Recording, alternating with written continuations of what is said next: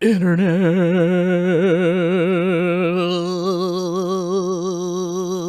Jazz hands, spirit fingers, jazz hands, spirit fingers, jazz hands, spirit fingers, jazz hands, spirit fingers. Yeah, what's up, everybody? How you doing?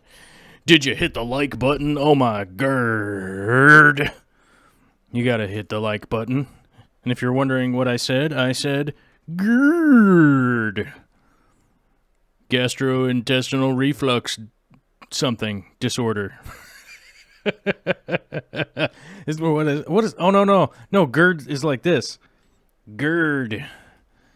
GERD, right? Hold on. You guys, we've got to go to the Google. We need Google's help. How are we going to start the show right? GERD. Here we go. Gastroesophageal. That's what the E is. Okay, I thought it was GU. I got it wrong. Gastroesophageal reflux disease is a digestive disorder that affects the lower esophageal sphincter. Man, I think we already got demonetized because I said sphincter.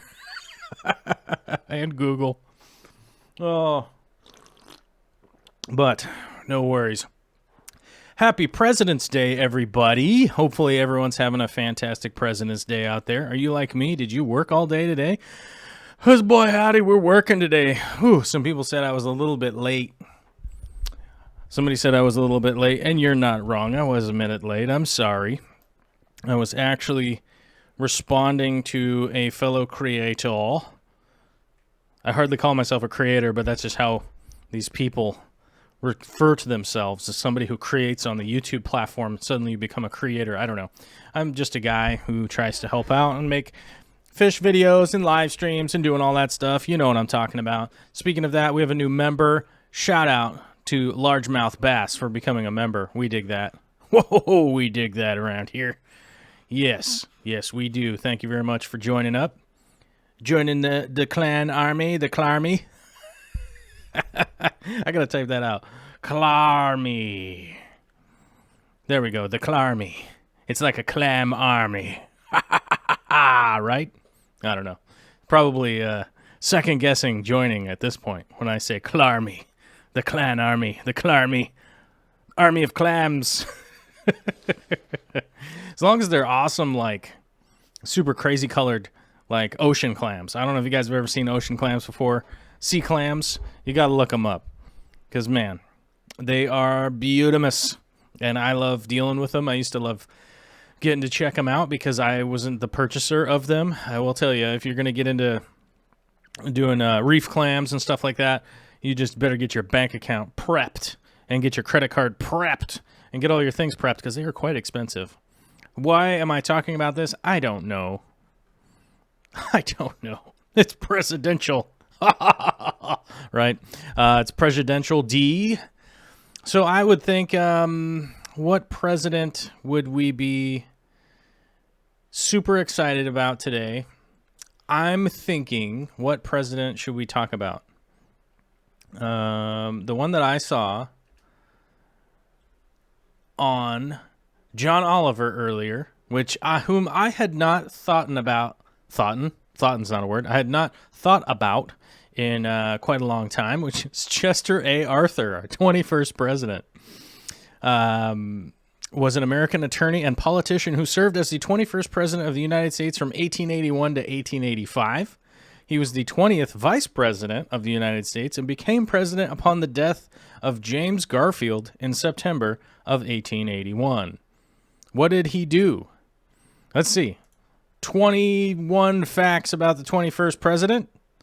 Oh, come on now. We can't have videos popping up. This is ridiculous. Get out of here. All right. Let's see here. What do we got? His dad was a clergyman. That's not interesting. Yeah, no, that's not interesting either. Arthur was diagnosed with Bright's disease not long after he became president. Oh, that's not good. To try and improve his failing health, he took a trip to Yellowstone National Park with Robert Todd Lincoln, among others, that's the whole posse in the picture. Oh, there's a picture there. We can't show you that picture, though. Yeah, this guy's very, very much not a very interesting president. He took over as vice president, 21st. That's our guy. That's who we're going to celebrate today. Because it's legit. It's a thing that happened. Oh, Preston John, sad news from the fish room. My smaller adult female, your puffer's mom, died yesterday. Oh, no. The male beat her up a bit more than I realized, and my attempts to save her did not succeed. Yeah, Preston and I were talking about this the other day. One of my scouted any puffers passed away. An unfortunate, untimely death. I was removing tons and tons of plants from the 240, and I think what happened was somehow one of the puffers was scooped up into that. I don't know how. It's just a freak accident. And then it was like scooped up into that and got plopped down on the floor, of all places. And I came back like 4 hours later to a dried out fish that still had some life. And I tried to save him, and it didn't work out. That's just, and I was super sad, but there just was nothing I could do. It's one of the unfortunate things about keeping fish is that they often don't live that long, but one of the cool things about puffers is that they happen to live long in the tooth. So, that it's just an unfortunate thing. They just don't necessarily live that long. So yeah, definitely is a bummer, Preston. So I'm right there with you. It's just, it's a drag. I hate it when fish don't make it, but it's kind of one of those things. But in lighter fish news, this guy right here, me, your humble narrator of the show, I don't know. I had an ego deflating moment when somebody had mentioned to me that they were like, good luck moving all those rummy nose tetras. And I was like, yeah, don't worry about that. I'll be able to move them pretty easily. Not so much. Moving them rummy nose tetras has been quite laborious, my friends. It's been quite laborious, but I have a new tactic. And if that tactic works, I'll make a video out of it. And if it doesn't work, then I probably will not make a video out of it because it's just would be dumb. It would be a video of me just playing the sensor beep noise a lot, which may or may not be popular. I don't know. We'll find out. We will find out. But, I got totally sidetracked from what I was talking about. Yeah, I was a minute late because I was responding to one of the creator groups that I'm in. One of the guys is having a conundrum about purchasing a camera or not. And so we were discussing kind of the ins and outs because he was thinking about selling one of his cameras and then whether or not he was going to buy a new camera and this and that. We were kind of going back and forth and got slightly distracted. One of those things that happens in the world. So that's why I was 1 minute late. But this lovely President's Day, Victoria and myself, we have been working on the new studio diligently down there, banging hammers around and stuff like that. So if you guys do hear some hammering and strange noises in the background, do not worry. That is Vicky continuing on. We made the executive decision that we would go ahead with my regular-ish work day, try to fit my stuff in, do the show, and all that stuff, and still have a sitter and see if we can't get some more work done on the studio downstairs. So we're plugging away on that. We went and had to go pick up a lumber order and a couple other things, and have to do some HVAC work. I got to move some vents out of the way and all that kind of stuff. So it's a little fun adventure in our construction zone down in the basement today, and I'm going to be getting back to that as soon as the show's over. And so we're making progress on the studio. I'm excited for the things that are going on down there. And speaking of some of the stuff that I'm excited about, as far as the studio goes, I've definitely made some decisions on, some of the inner workings of, like, I guess my working style and things like that. And sort of ties into that camera conversation I was having earlier, is that I'm probably going to be just putting it straight on. I'm putting some pressure on my credit card, I think. I'm going to put some pressure on the credit card and just go ahead and order that EOS R, which seems to be like out of every review, technical, blah, blah, blah, scoobity, blah, blah, blah, all the stuff that I've read is going to be the step up from this camera right here, which is my normal camera that I use, which is the 6D Mark II. And then I'm going to be able to install this and utilize it in what I would consider to be a better fashion. So I'm probably going to end up using this for wide shots and some other stuff. And it's actually going to be a pretty decent workflow. I'm going to sell my old 80D because I did some macro shots comparing the two cameras themselves, and I'm happier with the 6D focusing, just how much better it's focusing and whatnot as compared to the 80D. So it's doing a lot better macro photography and those kinds of things. So I actually am going to sell that 80D to my friend. My homie is going to be making a foray into some photography. I don't know what she's going to be taking pictures of. I have no idea what she's going to do. She's an interesting person. T. Riddle says to sell him the 80D. The problem is I don't want to ship it anywhere.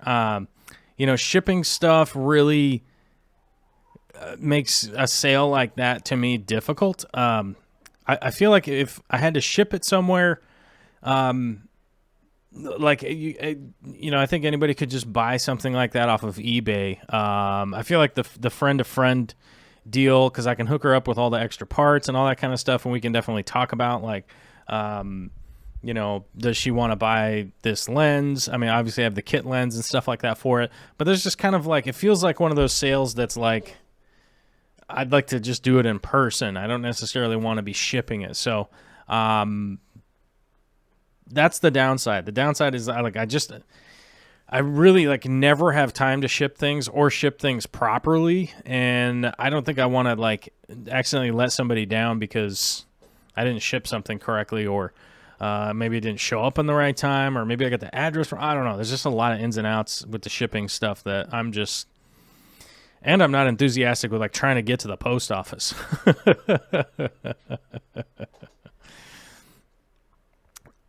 But, we got a $5 super chat from Judy CB. President's Day. Oh, you got President's Day sun, and you're loving it. Nice. That's pretty cool. Is it sunny where you're at? I don't think... I feel like we're getting a mix. We're getting a mix of our weather here. We're doing that Western Washington thing where it's cloudy and rainy, and then the sun comes out, and then the sun goes away, and then it's foggy, and then the sun comes back out, and then who knows? It's always just kind of a mystery around here what the weather's going to be doing. But yeah, I would definitely. It's not snowing, so we don't have the snowpocalypse again. So we don't have the snowpocalypse going on, which is definitely good. Judy C is asking, do you have the link for the membership? Speaking of the membership, we have a brand new member here, the Fish Keeperist. Dude, thank you very much. Thanks for coming in as a new member. Thank you very much. We're trying out this membership thing. We're seeing how it goes. We're seeing what the response is. It definitely it definitely speeds up the chat. I think it speeds up your chat. I don't think you have commercials on my channel anymore. I think I'm not 100% on that, but there's also there's going to be once a month members only live stream, which I'm trying to figure out how to get the Patreonizers, but maybe I'll have to do like a back-to-back, like I do a Patreon one and then we do a membership one or something like that. I don't know. Or maybe I'll just make a whole better thing for Patreon. I'm not 100%. Maybe I'll just make a whole different thing, because I think I can broadcast straight to Patreon, although I'm not sure. I might be wrong about that. But maybe I'll just start making videos and just posting them up on Patreon at some point in time. That's just like a once a month shout out to all the Patreonizers, and then just upload it to YouTube like at the end of the month or something. I don't know. I'm undecided. Cheshire Cat says it's really nice and sunny this weekend after a week of rain. Nice. It's good to get that turned around. If you have a whole week of rain, it's always nice to be able to see the sun. That's always a good time. Charlie, wait. If you want company, keep me posted. Yeah, so was it Charlie that was asking? Do you book a room yet? I'm not sure who. I'm not sure who that was for. Never ordered online, but I want to try Imperial Tropicals or AZ Gardens. AZ Gardens has always had a bad rap. I don't know. Maybe they turned it around. But AZ Gardens always had a bad rap. I'm not sure what they're up to now. Fish Tank Barn says you could do it unlisted to both. Yeah, probably could. We're getting new members left and right. Judy's a new member, and Sarah Oman is a new member. Huh. Super chats and new members going crazy. I'm trying to trigger the Google algorithm to see if we get a whole bunch of members. Then maybe they'll take me out of Google detention. The Google doghouse. You know what I mean? Let's see. Candy Overall says, hi, everyone. Sorry I'm late. I'm trying to get all the links together. Judy's in Puyallup, and it's sunny there. Puyallup's not far from me. It's over that way. Puyallup's not far. Although, I will say, Vicky was showing me a property from... there was a listing in Puyallup that I guess she got forwarded some place near, not in Puyallup, but like near Puyallup. It pretty much looks like exactly the property that we want, but we can't afford that. That's crazy town.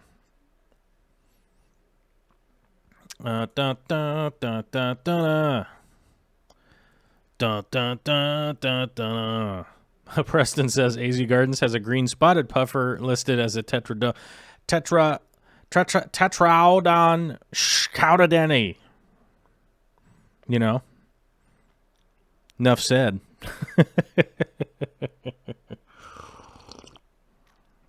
Enough said. Yeah. I mean, if you don't even have the right fish posted up, that could be an issue with what you got going on. Sunny down in Houston, Texas. Not bad. I would give up some sun though, in comparison to the 100 million degrees it is in Houston all the time. It's way too hot. It's way too hot down there. Way too hot down there, my bros. I'd lose my mind. Let's see here. Oh, we got another new member. Everybody's going crazy on President's Day for the membership. Let's scroll back in the chat a little bit. Jen Standring was wondering if don't we all get GERD after 40? It's possible. I think that is possible, to bring it back to the earlier chat. Nathan Kotis ordered 10 Anubias Nana Petite from eBay for $26. Can't wait to see how they come in. Ooh, that could be a toss-up. It could be a coin flip right there. You might, I don't know. The eBay stuff, speaking of unidentified fish, from certain websites and stuff like that, I've definitely seen a bunch of that stuff from eBay. Like, order some fish and get the wrong fish. You get a bag of fish that's the wrong ones. I've also seen a lot of plants that were misidentified from eBay. People just kind of sending out a bag of greenery that could just be random, basement tomatoes and stuff like that. Let's scroll back here. Scroll way back. Is this... Whoa, man. I might be back before we even began the show. Let's see here. Everyone like the stream before it even starts? That's a good point. You probably should do that. Hit the like button or whatever. I've had a lot of people that pop in and hit the dislike button before the stream starts, which I find to be wildly entertaining. I'm like, I haven't even said anything yet, and people hitting the dislike button. What's that? Oh, I must have hurt somebody's feelings. They must have gotten super upset. K Walker says, "Isn't it great that everyone is avoiding the elephant in the room?" Oh, yeah. Our weird, crazy president. Yeah, he's not good. He's not good. Swift says, "If you don't mind dealing with a grumpy old guy, I just toured a 5-acre FSBO on 38th and 152nd. I don't know what a FSBO is. You typed everything else out but FSBO. It's Fort Standing Body Odor. Fantastic shellfish booty offering. No? Let's see. First, second, base, outage."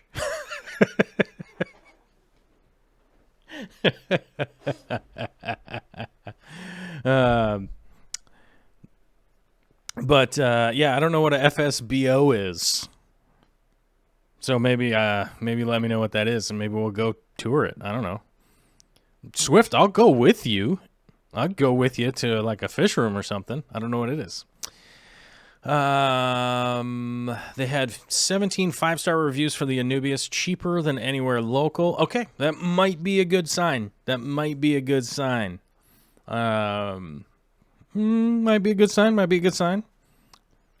Or for sale by owner. Jason's got it. Look at that. Oh, that didn't even cross my mind. Oh, so you mean like a house? Okay. Well, we're not necessarily in the market for a house. We bought this house. We technically won't be able to be in the market to even sell this house for, I guess only like 2 more months. Because otherwise we'd have to pay capital gains tax unless we took all the money and poured it directly into another house. And we could take the one-time exemption, but you never want to take the one-time exemption. If they offer anything as a one-time exemption, this is probably not the time to use it, right? So, you know what I mean? Like if the government's offering a one-time exemption, don't take it now, because you might need it later. T. Riddle just became a member. Awesome. Thanks, brother. I didn't know if I said thanks, but I appreciate it. The more members we can get going, I think eventually YouTube's got to do something. Google's got to do something. They would have to respect something. But, hey, it was already cool that they turned that option on for us to be able to even do that, because we don't even have 30,000 subscribers here, even though we're supposed to have 30,000 subscribers. That's like their own rule, so they let us break the rule. So, it's a good deal anyhow. Lumpy Dog says, "My house still has that new baby smell," only because the baby's here. Our house is almost 100 years old. So I had to replace all the electrical in it.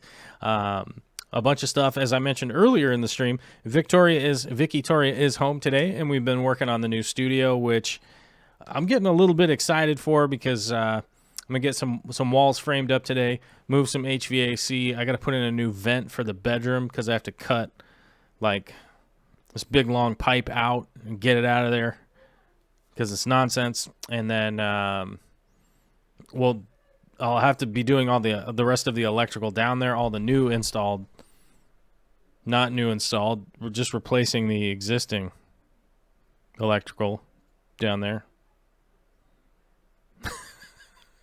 Yeah, but I got to add some new outlets and stuff down there, but it's all pretty basic. And get all that done and get all that routed and finished up. And but we got kind of a new plan going right now as to what we're doing in the basement. So I think it's going to work out pretty well. I think I'm pretty happy with what we got going. And I'm thinking I might end up slightly changing exactly what I was going to do. So, but not bad stuff, all good stuff, all good things. So not really, I don't really have any complaints at this point, at this juncture. Things are going well. Although I did, I forgot to mention this on the stream, but you can still see part of this side of my pinky. I crushed this thing like 2 weeks ago, 3 weeks ago, and it is still healing. So I think I did more damage to it than I thought, but it's really starting to feel better, than it was. Gerardo Rivera is asking, any new art? Nope, I don't have really any new art going on right now. I've got this stagnant fish painting back here that I keep going like, man, I want to hammer on that, and then I have a baby, so I'm like, I'm going to go hang out with my baby instead, because she, because like Vicky needs a break. I try to do that as much as I can. I don't feel like I'm doing that enough. I feel like, I don't know. I'm doing it when I can, as much as I can, but I don't know. I don't know if I'm doing it enough. I probably should do it more. Wes Barshinger coming in with a brand new a member. We get some members coming in hot and fresh. Well, thanks, Wes. I appreciate it. So does Candy. She says so. She says thank you. Oh my God, we have a new patronizer also. Jessica Thiegarter. Jessica T. Just in case you don't want me saying your whole name on there. Jessica T coming in. A brand new patronizer. Thank you very much. Very much appreciate it. And it's coming pretty good. Ken M.A. is asking, how's the non-smoking going? Great. I've been vaping, and as Vicky says, it smells like candy. She's like, you smell like candy. The no smoking's going great. I have to admit, I was wicked stressed out for a little while, and I think my initial interpretation of quitting smoking was correct-ish. Is that, when you're quitting smoking, everybody tries to act like you're just quitting nicotine, but it's not the nicotine. It's all the other stuff in the cigarettes that you're quitting. Like, you don't realize like how many chemicals and things like that they add to them to make you be all about it. I think that's what it is, because I was like super cranky. I was I was kind of losing it, and that kind of stuff. But I have to say that totally mellowed out. And the thing with vaping is like, I know that there's only nicotine in here, so that's got to be the only thing that is hanging around now. And I think it'll be a pretty easy transition now to be able to. I think it'll be a pretty easy transition to like go to a patch or something like that when it comes time for me to just be like, yeah, I don't want to vape anymore. But I do kind of, I don't know, I kind of enjoy it. So it definitely is working out, in that aspect, because it's like candy. And, if you guys don't know, Corey and I have been on a lot of trips and stuff like that, and he knows now that like people, like, I have such a sweet tooth, realistically, when you get down to it. Like, I'm not somebody who eats a lot of sugar and stuff like that, but I definitely have a sweet tooth. Like, if somebody has some candy and they're like, hey, you want some of this dark chocolate? You want a dark chocolate almond roca? And I'm like, I'd kick my way through this door to get to that dark chocolate almond roca. Dark chocolate. Definitely my thing. Daniel Keeping Fish is wondering if Bear Bottoms is wondering, am I going to enter vape contests? No, I will not be entering vape contests. No, I don't do the big clouds. I do the, mine's pretty chill. It's the chill kind. Like, it's It's nicotine salts, so it's a little bit different than the cloud poofy guys, which, hey, whatever works for you, works for you. It's all good. It's just a terrible habit you got to get rid of. And this worked fantastically. Like, I know, like, I think it was like the day before Olivia was born or something like that. I don't know, right around that time. It's really kind of a confusing time. But I went to go smoke a cigarette, and I was absolutely just like, oh, gross, and just threw it away. So it's working. And I tell you this much, like, we went to Home Depot to get some lumber earlier today, and I can smell every single smoker that's walking around in there. And there's a lot of them. Home Depot's pretty deep with the smoky crowd. And, yeah, I can definitely smell them all walking around in there. It's kind of weird. Matthew DiCarlo says, just accepted into medical school. I'm leaving state. Have a bunch of gourami, a King Kong parrot, and one very tough rainbow. My heart is breaking. I don't know what to do with them. Any suggestions? The first suggestion I would say is that if you have established fish tanks with a lot of fish and stuff like that, and you are moving away, the first thing I would do is go to, and this sounds weird, but the first thing I would do is go to Facebook and check in with some of your local fish groups. My foot stuck. This chair, you guys. This chair is the worst chair ever. Sorry.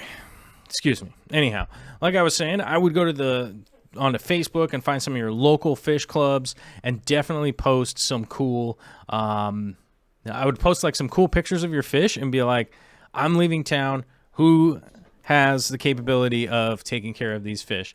You could probably put them up for a reasonable price, you know, maybe just like a half price of what you'd normally do, so you'd be able to sell them, maybe just to get rid of the old people that want free fish kind of deal.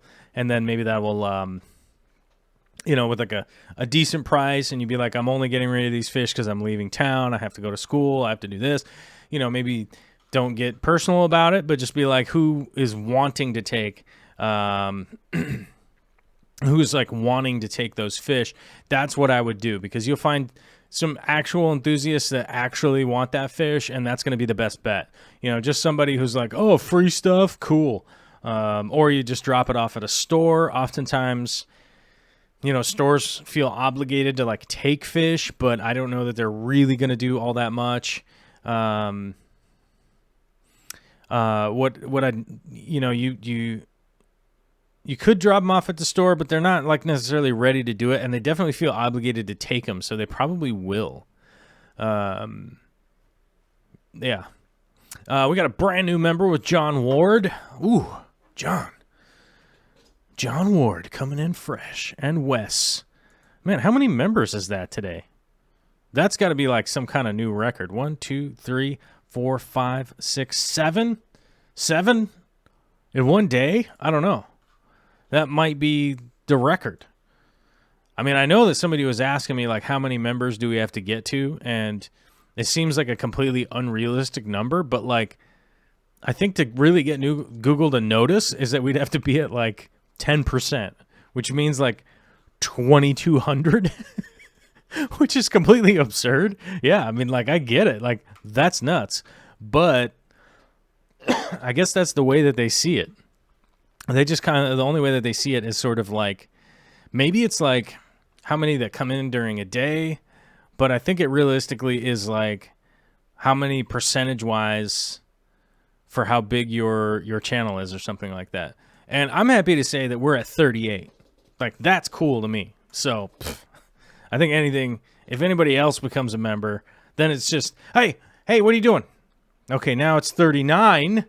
It's Jessica Thiergartner, who is German apparently, and that means animal keeper in somewhere, maybe in Germany.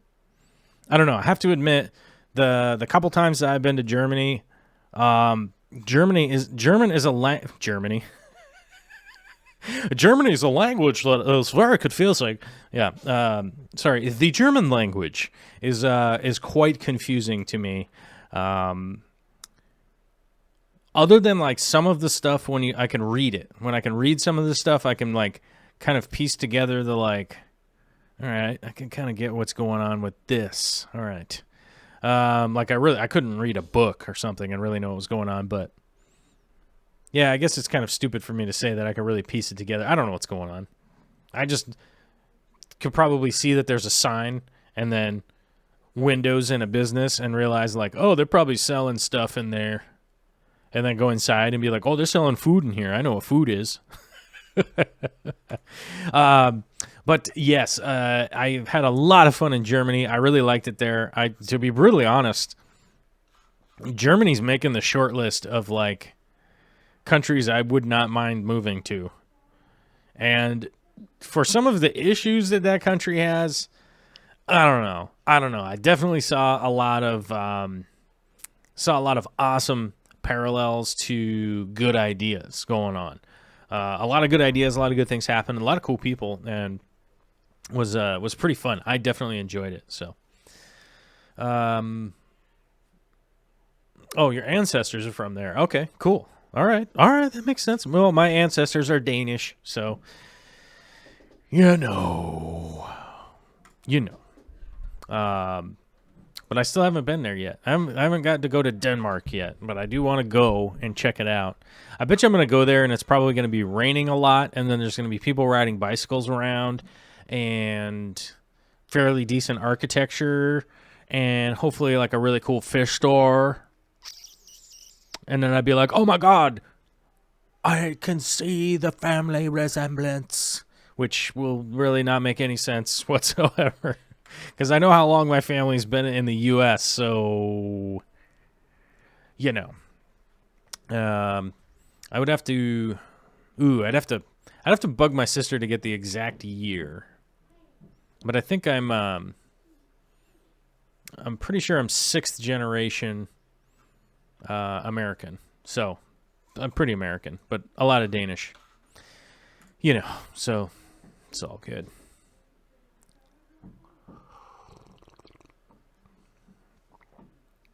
T Frakes Tank says, "Yeah, Germany is kick ass. Can't wait to go back. I can't wait to go back either. I hope I get another opportunity to go out there. That'll be brilliant. Handpan coming in as a new member. Handpan has been around for a long time. I appreciate it. That is good. And Alvin Alejo with the $2 super chat, reminding people not to forget that that's a thing that exists." Well, hey, you know, I just try to do what I can around here and answer as much stuff as I can, dependent on a day like today, it's kind of loose. It's a holiday. We don't have a huge schedule of things that I got to get through, and necessarily like we've got to go to the video and I got to tell you about the thing that I did. We're not really on that today. We're kind of just, we're laid back. It's a holiday. I was swinging a hammer all day and getting that stuff done. So I don't necessarily have a video, but I wanted to double check if we I screwed it up. I clicked the wrong thing. Oh, this was last week's video. Okay. Last week's video was this, and I think we talked about this quite a bit. So I don't think there's too much to talk about as far as this one goes. What's the difference between AR Mini and Cardinalis? Let me... I'm trying to... Hold on, let me Google this. Plant.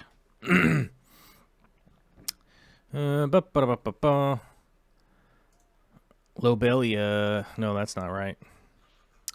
Trying to think here. Let me think about what cardinalis is supposed to be. Let me see.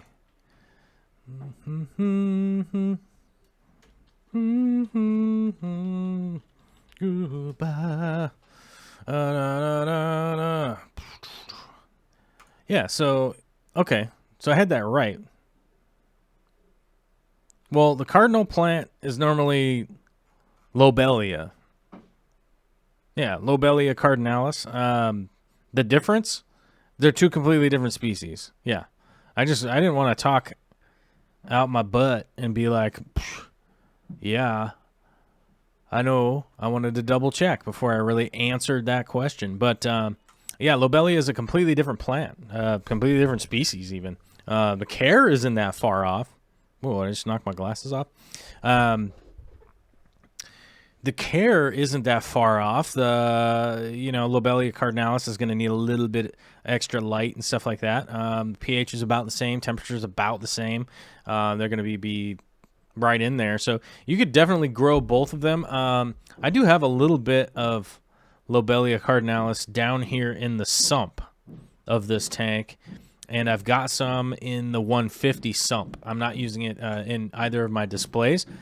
Oh, no. There is, hold on, we got to turn the arrow, guys. We have to turn the arrow.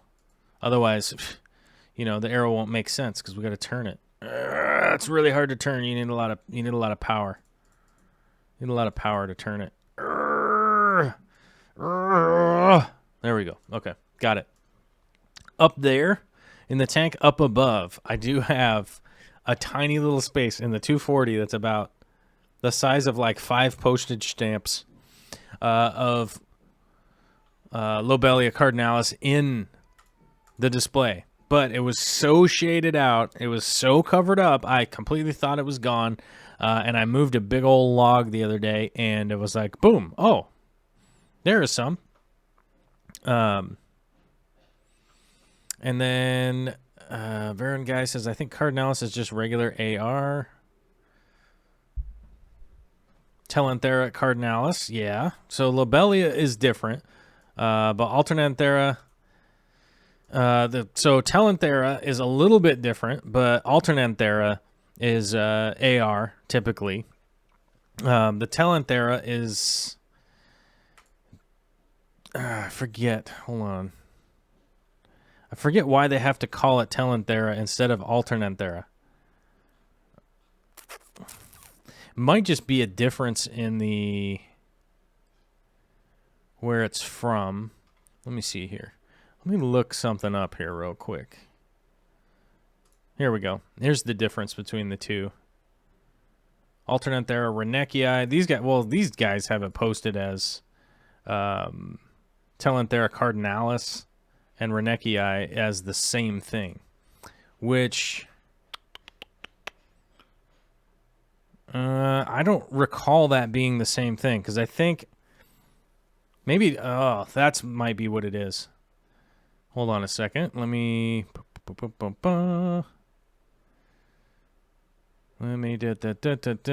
on. I can actually I'm actually Googling this to figure out and recall what the difference is. Here it is. I remember reading this, but I have to. Telanthera isn't actually a scientific name, so it may mean anything. Alternanthera renekii is listed as pink. So I figure from there, name of the cardinalis referring to its red coloration doesn't mean much imagination, so maybe just a marketing trick.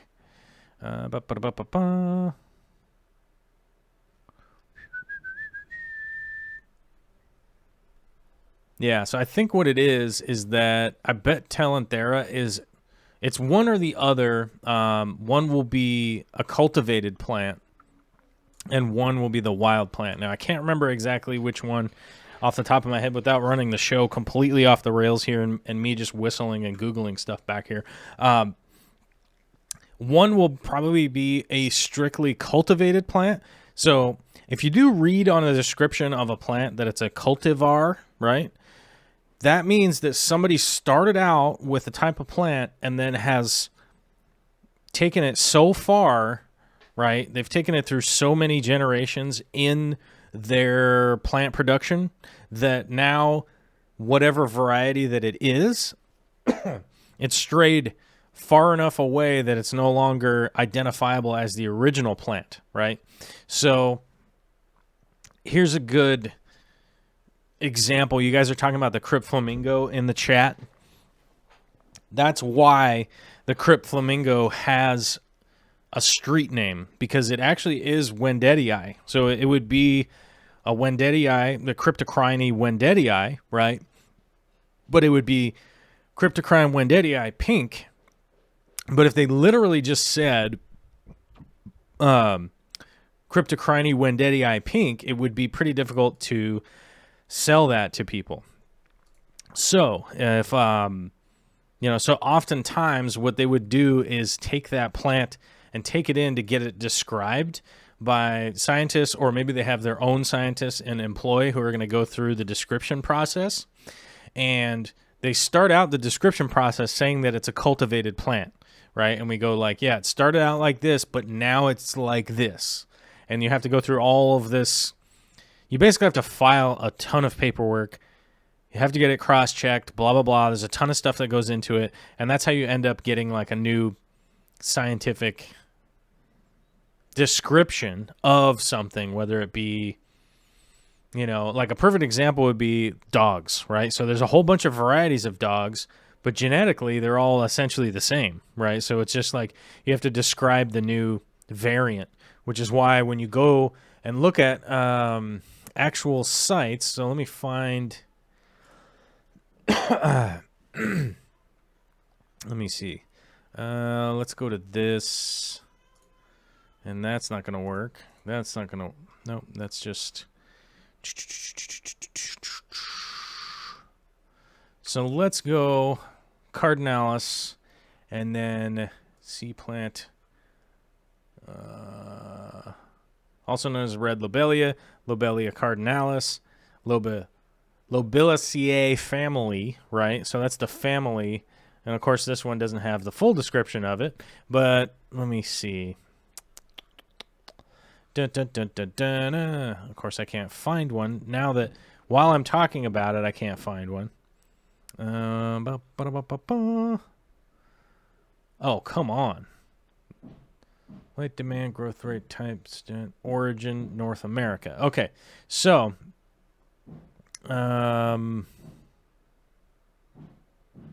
yeah, so if we go here and we go to Lobelia cardinalis on the Tropica site, so even on Tropica, it says that the origin is from North America, but it's a cultivated, so it's a cultivar, so somebody has cultivated it in North America, and it doesn't list who it is because it's just Tropica site. Like, they don't really care. They're not really that scientific. They just want to let you know what's going on.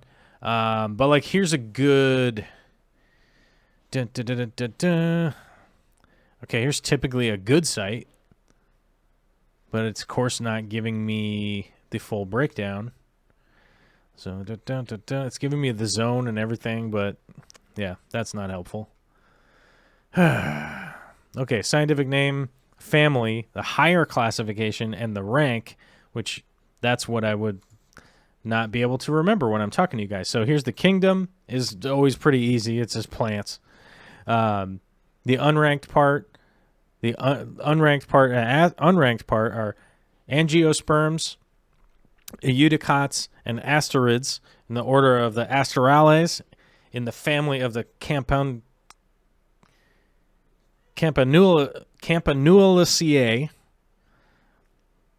The subfamily is Lobelioloideae. The genus is Lobelia. The species is Lobelia cardinalis, right? So we've got 1, 2, 3, 4, 5, 6, 7, 8 ways under the 8th step, basically, to get to describing that plant so that you would know, okay, here's all of the steps of knowing what this plant is and like what the family is and like where the subdivision is. Like, you might have something else. Obviously, it's pretty technical. It's difficult for me to just explain because it's not something that I normally do. Is like, I don't normally describe plants. So it does take me a minute to kind of figure this to walk through this stuff. And normally when I do it by myself, I'm not talking out loud or being on film or anything like that. So I can literally like screw this stuff up and then eventually find the site on my own and just kind of go like, okay, that's that, that's that, that's that. And normally I can recognize most of the steps to kind of figuring out all of this kind of stuff, but it is super confusing. As Angry X says, it's super confusing. Now, it is a little bit confusing. Now, what I would normally tell people is that if some place that you're going to order online doesn't give you a good description of what you got going or what they're selling, I would just kind of go, maybe not. Maybe that's not for me, let's see here. Somebody had it for sale. So, all right, here's an Amazon link. I have no idea who this is, and I don't think it really harms anybody if I bring it up. But, so it's got the cardinal plant, beginner tropical live aquarium plant on Amazon here. And as we know, in Amazon listings, you can make these things as large or as small as you want. You can put as much information in here and as little information as you want. And the amount of information they have in here is 4 lines where they're just explaining, you know, like, hey, this is what it's known. It's in streams and ponds and waterways, and it's in a Dutch-style tanks and things like that. But it doesn't give you any of the scientific breakdown of its description of the plant, which they could easily put in there. It's like you get 1 per pot, an easy live aquarium plant, create natural habitat, make fish tank look natural, blah, blah, blah, blah, blah, blah. All that stuff that they put in there, and they didn't put any of the family of the plant. That always makes me... That doesn't mean that everyone that does that is screwed up or wrong or anything like that, but it makes me super skeptical when a seller doesn't have any of the due diligence there. And I think that's the exact same thing like we were talking earlier. Like they had the wrong picture of a puffer for sale on a fish site, and you're like, wait a minute, so you guys are selling this thing and you don't even know what you're selling? You know, so that kind of stuff does kind of worry me a little bit if somebody's selling stuff like that. But you know, I take a shot in the dark myself a bunch of times too. So like I'll definitely, let's say that listing was like 99 cents and it was free shipping, I probably would just order 5 and see what happens, because I'm interested for a very small amount of money to be like, oh man, at the very least I could come on YouTube and 150 people are watching the live show right now, and I could be like, dudes, this is what I got for $5. Like, that's just a good deal, because that's just a good deal, and it's funny. But I don't normally recommend going that route to people. I like to, you know, one of the reasons I say go to the Aquarium Co-op is because I've been there in person. A, I know the owners. B, and by owners, I say Katie and Corey, but, you know, obviously Corey's the owner, and Katie's his lovely, lovely wife. But let's just say I know the owners, right? I know the people that work there. I like all the people that work there. They're all super cool. And they do a great job, and they bring a good quality to the table. So, I mean, that's one of the reasons I say, like, go to Aquarium Co-op. If he doesn't have it, they'll at least be able to give you a recommendation sometimes where to go. But it's a great place to start if you are stuck to only online. But the main thing that I recommend to people is go to your local club, because that's going to be the best deals. That stuff's going to be grown in your local water, and you're going to find tons of weird variety of stuff, typically. Because your local club is going to be the spot where you would want to be at. You know, like if you happen to be in the area where I live in, you could go to the Greater Seattle Aquarium Society and probably run into Bentley, who's in the chat right now, and he's probably going to have something for sale that you've never seen before. So let's remember that, like, the big reason we're all here is we're building a community to try and identify things that we're looking for, stuff that we're trying to get. Like, how are we going to find new techniques, improve things, get better, and that kind of stuff? And, you know, local clubs are a perfect way to start to do that on you know, baby steps into meeting some people locally and stuff like that you're probably going to work with. And, you know, that's going to be fantastic, honestly, for anybody. I mean, you know, you might have agoraphobia, you might be a little bit shy, you might be worried, I get it. I have all of those things. And a crying baby in the background, and somebody bashing a hammer down in the basement.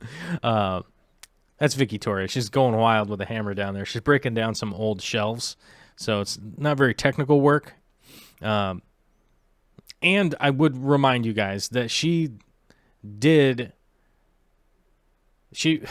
insisted that we save the wood from those shelves that we're breaking down there. So I'm letting her handle it, because if it doesn't work, then she can just be like, you know what, this didn't work. But if I just go down there and smash it with the sledgehammer and be like, oh, look, this didn't work, she'd be like, you sabotaged this. You know. Candy Overall says to get all of the things from the co-op. And I recommend just go over there and order all of the things. Just remember that we are an affiliate sponsorship with the Aquarium Co-op. So if you do that, just, remember to go through the proper channels so we get credit. You know what I mean? Carson Anderson sent me a message. One of our moderators sent me a message during the live stream. Maybe it's important. We got to get the other computer involved here for a second, you guys. So we don't have Facebook open on the live stream computer. I got a conversation with Corey. I'm still grinding my gears over whether or not I'm going to order the Canon EOS R or not. I think I am. I'm still confused on whether I'm going to order that or not. Oh, Carson sent me an advertisement for a fish tank. Weirdo. Carson's always being super weird, and he's messaging me stuff during the show. But he is a moderator, so I do have to kind of respect that a little bit, right?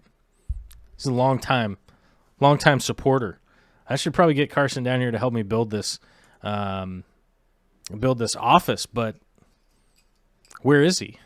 But where is Carson if he's going to come help out or not? Jared Byer says, I see the co-op has Monte Carlo in stock again. Guess I should order it tonight for my new Iwagami cube. I would if I were you. Monte Carlo, but I'm a pearlweed guy because my Monte Carlo always gets mad at me and I have problems growing it. I don't know. Varanid guy is asking on a $5 super chat, is there any credence to the claim that certain color strains of Neos are less hardy? I ask because I saw some yellow golden backs at the local fish store. Well, there's 100% credence that there are hardier and less hardy Neocaridina. That's very true. Which ones of those, though? That's really what it's going to come down to. Oftentimes yellows are going to be less hardy. Blues are generally going to be less hardy, just because they have a much diminished lineage, basically. But reds, you definitely go into that category too. But generally, I find them all to be pretty hardy. So it's kind of like, oh, is this one like a little less hardy than the others? Probably. Yeah,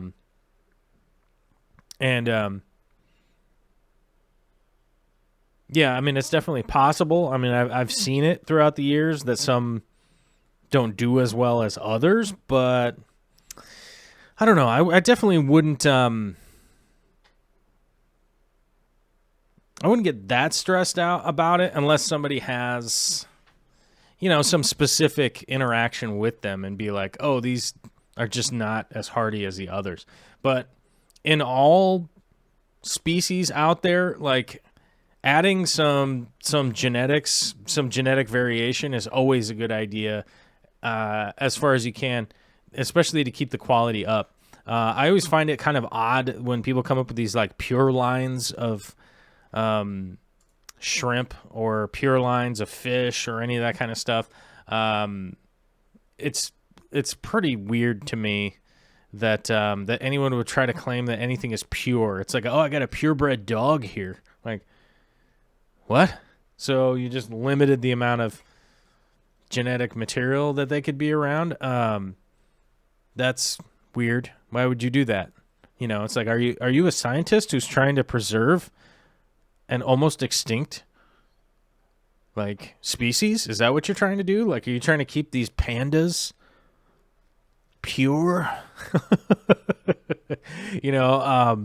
When you're talking about something like, Neocaridina shrimp, like they're not even remotely in danger. Like they're not in danger at all. They're food of the wild. So I don't know. It seems weird to me, and it also seems weird considering if you were going to be doing anything as far as like grading shrimp and that kind of stuff, 90%, 99% of it is strictly visual. What's the coloring on it? What's its body shape? How healthy is its shell? Like how solid are the colorings? You know what I mean? Like everything that goes into it is, as far as like grading shrimp and stuff like that. But, you're really not, it's not like anybody's running a genetic test to see if this shrimp is going to win a contest or something. So it's just literally almost all of it nowadays is just opinion based. It's like, oh, this shrimp is all white, therefore it's fantastic. Or this one's purple with little, metallic spots on it. Like that's all visual. Like everything that's going on there is pretty much visual based. So it's like, okay. It's like whether or not you think somebody on the cover of a magazine is attractive or not. Oftentimes, that means they have fairly good genetics, but oftentimes it means they have fairly good genetics because they've been mixed from all corners of the world. Right? So people with hardier genetics, that's just kind of how that goes. We're just a more complex version of that. Big D got baby brine shrimp from the co-op. Do I need to add Epsom salt to bring the pH up to 8? For your brine shrimp hatchery? Yeah, you got to bring that up. I would. John Gonzalez, my favorite shrimp are the low-grade variety. My favorite shrimp are the ones that start out as a low-grade and then they're well-bred to eventually become a higher grade. Secret history is all Neos are hardier than Caridina if you're new to the hobby. Well, they're just... I don't know that they're necessarily hardier. It's just that they have more finite... They have a smaller window of parameters that they can do well in and thrive in. Neocaridina oftentimes are found in lakes and ponds and stuff like that, whereas Caridina shrimp are almost always in small streams is where you're going to find them. You're gonna find Caridina shrimp in small streams and little ponds that have flow going through them. So it's like a stream is going down and there happens to be an eroded spot from there, and there just happens to be some pooling up water that just continues right on down. Caridina shrimp in the wild are going to be found where water is constantly being replenished with fresh, clean water. So that's why they have such a finite, small window of water parameters that they want to be in, because the water parameters that they're in are constantly being refreshed to exactly what they want them to be. That's our super chats. That's oh my gosh, our memberships are. We accidentally went over 40, you guys. I think we went over 40. Did we go over 40? Let's see. 40 members. Oh, we didn't go over 40. We're at 40. There's 40 of us, and I think we have about a week before the member-only stream. Oh, maybe a little more than a week. What is that, like 11 days? I don't know. I'll have to figure out how I'm going to do a community poll to see what days you guys would most want the members only stream to be. I'm going to see what day of the week. Jessica says, I posted on the Patreon what I got from Petco. It's a crypt of some sort. If someone has an idea, let me know. Thank you. Cool. We will be checking that out, I'm sure. Kathy Gersh says, you put on Selective breeding and turned around and supported it. Come on now. I put down Selective breeding and turned it around and supported it. No, I mean, the positive, good breeding, there's nothing wrong with that. But what I did put down is people with a claim of pure breds and stuff like that. That doesn't mean you have to have a small colony in order for them to be a purebred or anything like that. I don't know. Let me respond to this in a way that makes sense. Okay.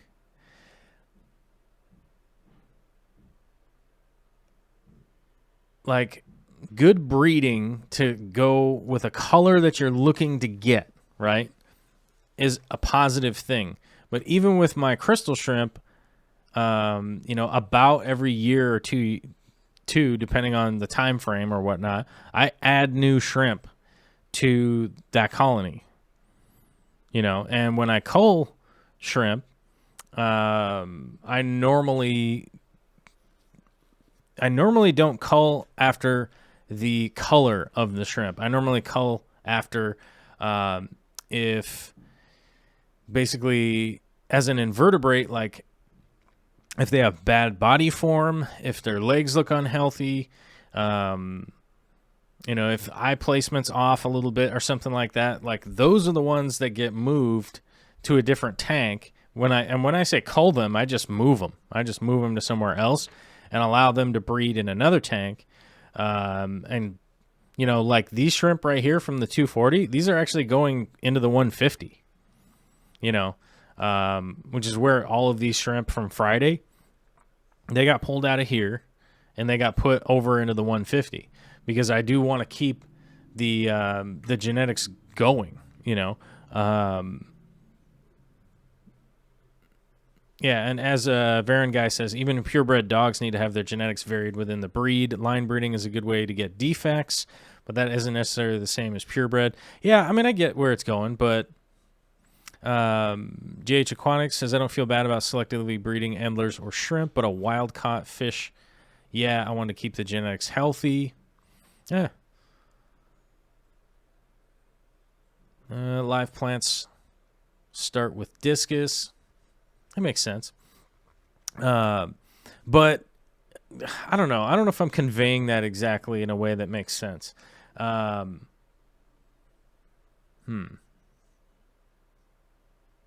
guess what it boils down to is I'm a little more infuriated with the idea that something is a pure line, right?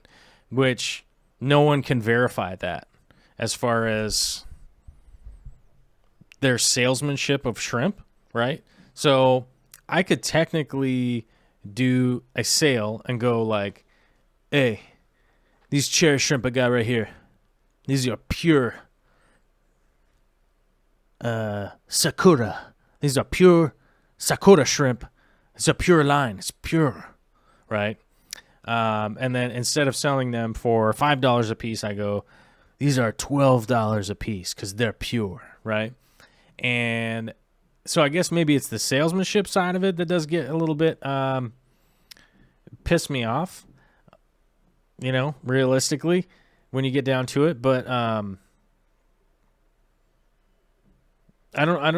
guess what I was saying is, like, I also don't understand the obsession with that being something that is considered more valuable to people, right? So let me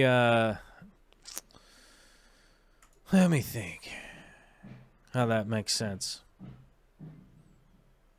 Yeah, I mean, I could say that this is a pure line, but there's really no way to verify that unless we do the genetic tests on them.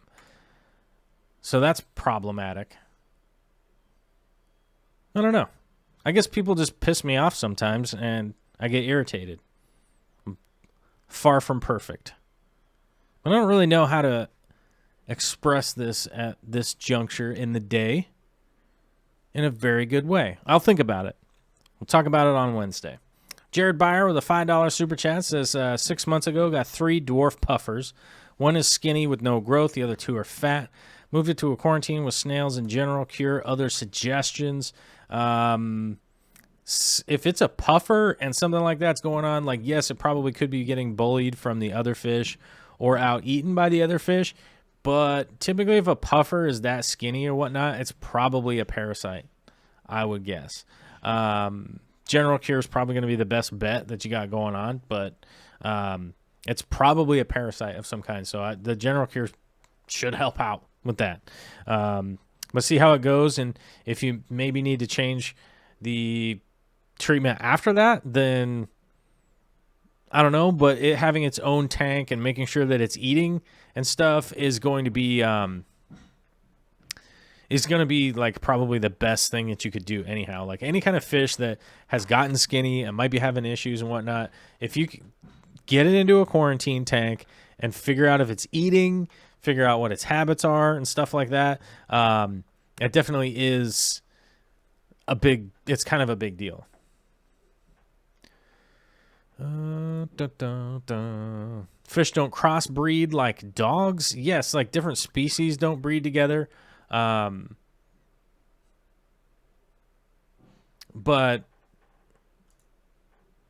I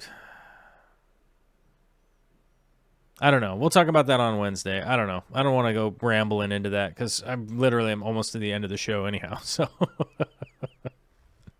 let's see. Well, 3 years of journey. Oh yeah, Caleb Overhauls is 3 years into his journey, his battle. If you guys don't know who Candy Overhauls is, she's our illustrious moderator. If you don't know who Caleb Overhauls is, he's our illustrious #1 fan, battling child leukemia. And we had somebody, and I'm pretty sure somebody anonymously went out and donated $100 to help out the other day, and it's anonymous, and I don't know who.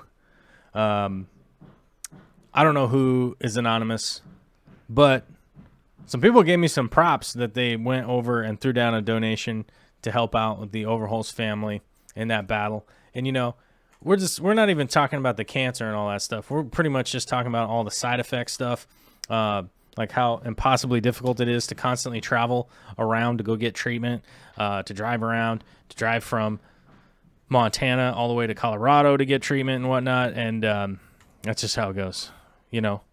Thanks, you guys, for helping out over there. It's crazy to see how much 536 people have helped donate, and that's wild, man. It's totally cool, and I hope it helps out, and I hope we see more positivity in the future, because I happened to see a post of Caleb himself, a.k.a. Mr. Spider-Man, basically climbing the walls like a madman the other day, and that is good to see. I like to see that, because I used to do that kind of stuff too, and now I'm super old, so I'm jealous.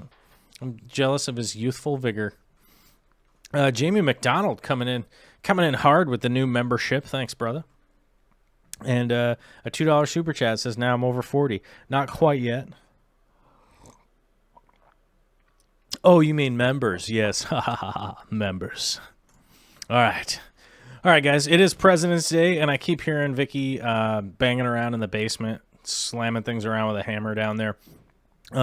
Let's jump back into this conversation on Wednesday when I'm a little more into genetics and stuff, and we'll be able to rock and roll and some of that stuff. So get some of your questions together, or throw them in the comments down below and be like, oh, you're an idiot, I don't like you, you're dumb.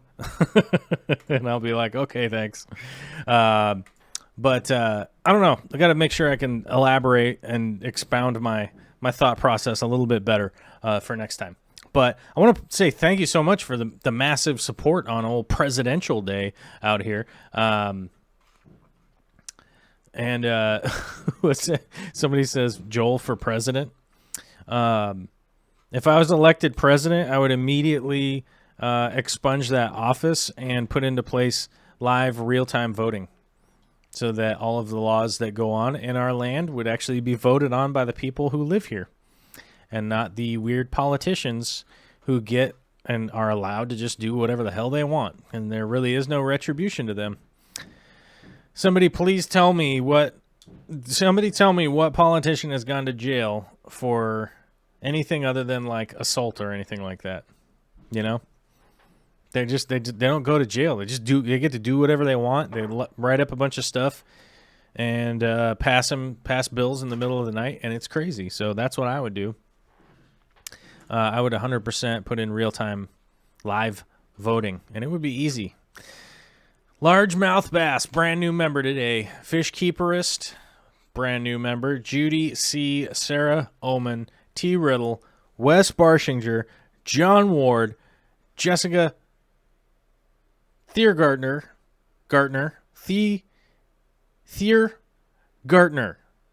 Handpan, Veronid Guy, Jamie McDonald, all brand new members today. That's wild. We got super chats from Rumbust, Judy CB again, Alvin Alejo, Varanid Guy, Jamie McDonald, and Jared Byer. Well, thank you very much, you guys. Whoa, what a crazy President's Day. It's super hot in here. I realized that redirecting the HVAC, it's super hot in here. You know what I'm saying? Bare Bottoms Aquatics says crack smoking mayors. Yeah, that Canadian guy went to jail. Tyler Klingscale says, you're the man. Look forward to your streams every day. And P.S. Super looking forward to the day you do a saltwater tank update. That will be coming fairly soon because I have to do a bunch of maintenance on it. I want to let you guys know what is going on. You know, what's going on down there with the old saltwater tank. And I'll talk to you all on the later.